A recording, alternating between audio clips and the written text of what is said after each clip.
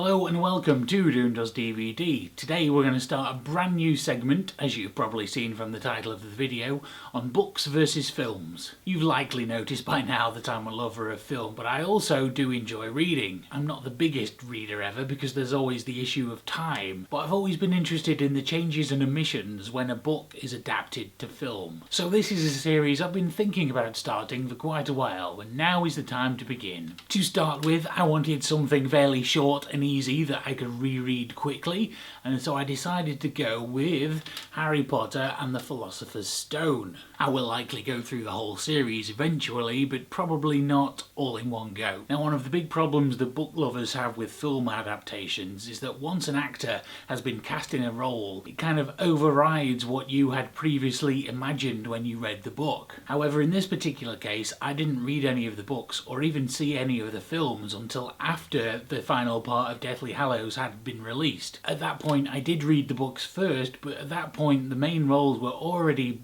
firmly in my head as Daniel Radcliffe, Emma Watson and Rupert Grint, so that's something that made no difference to me. What struck me the most is that for a book that's actually quite short and a film that's actually really long, there's still so much missing. But it's not like one major thing that's missing, it's just like lots of little bits all the way through and you're just getting less detail. In the film the beginning seems awfully rushed and you never really get the same feeling of how awful it is to live with the Dursleys that you do in the book. And that theme generally continues on throughout the film, and everything just feels a little bit rushed compared to the book. Now, if you add to that the fact that unfortunately all the child actors aren't particularly great at this point, you end up with a film that's kind of disappointing, at least compared to the book. But the film does have fantastic sets and a great score, which is something the book doesn't have. But the main problem is still just the lack of details. Plot is actually fairly basic and almost non-existent, and a lot of this book is about